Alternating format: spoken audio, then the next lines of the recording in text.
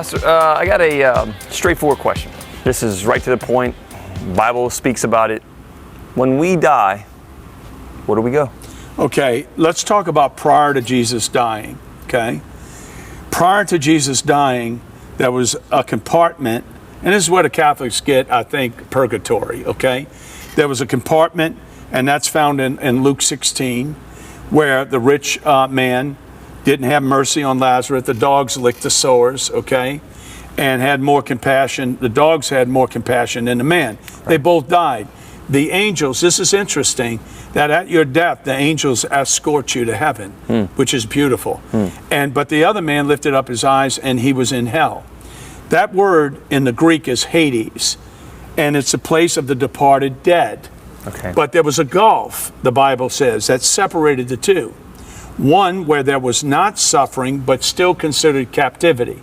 Ephesians 4:11 said that before he ascended, he descended. Okay. So Jesus was in the belly of the earth for 3 days and 3 nights.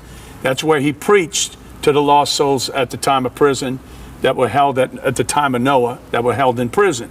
So there was a prison there, okay, but it wasn't suffering.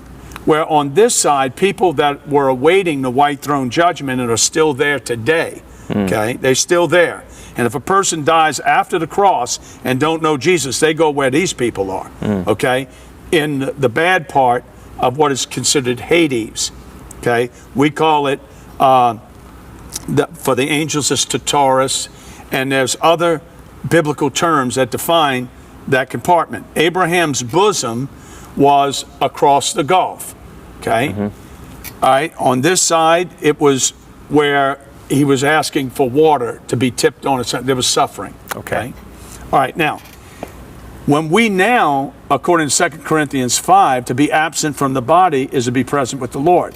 Right. Until Jesus made his sacrifice and the veil was rent, we didn't have access to go before the throne of God. Right. After the cross, at the cross, when he died, he descended and led Abraham's bosom into the Holy of Holies, where no man could go into that point. Even Elijah that was caught up into heaven, and Moses that was seen at the Transfiguration, they were in Abraham's bosom because they could not be in the presence of God until Jesus died, okay? Gotcha. So Abraham's bosom today no longer exists across the gulf. Right. That is now the Holy of Holies. We go directly behind the veil into the presence of God.